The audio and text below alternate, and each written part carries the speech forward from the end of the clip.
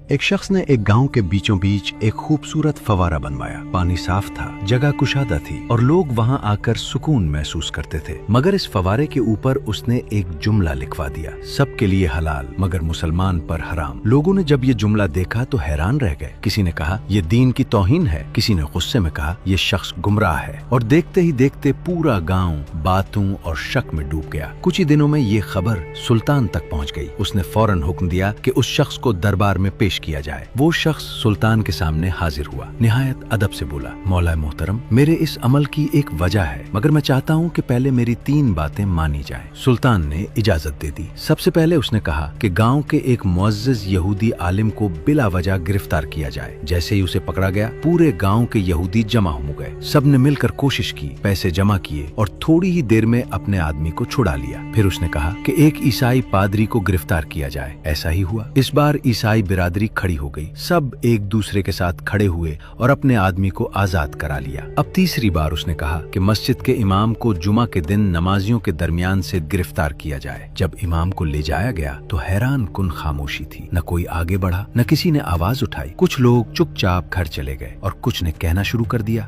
شاید امام سے کوئی غلطی ہوئی ہوگی۔ ایک ہفتہ گزر گیا، پھر وہی شخص دوبارہ سلطان کے دربار میں پیش ہوا۔ اس نے جھکے ہوئے سر کے ساتھ کہا، مولا محترم، کیا آپ نے سب کچھ دیکھ لیا؟ پھر اس نے آہستہ سے کہا، جو قوم اپنے ہی مظلوم کا ساتھ نہ دے وہ پانی کی مستحق نہیں رہتی۔ اس نے مزید کہا، یہ فوارہ اس لیے مسلمانوں پر حرام لکھا کیونکہ انہوں نے اپنے بھائی کی مدد چھوڑ دی۔ جب ایک مسلمان دوسرے کے لیے کھڑا نہیں ہوتا تو وہ انصاف کا حق بھی کھو دیتا ہے۔ دربار میں خاموشی چھا گئی۔ یہ بات سب کے دل میں اتر گئی کہ جب معاشرہ ظلم پر خاموش ہو جائے تو وہ اندر سے کمزور ہو جاتا ہے، اور جب لوگ سچ بولنا چھوڑ دیں تو انصاف بھی آہستہ آہستہ ختم ہو جاتا ہے۔ یاد رکھیں، قومیں اس وقت گرتی ہیں جب وہ ظلم کو دیکھ کر بھی خاموش رہتی ہیں۔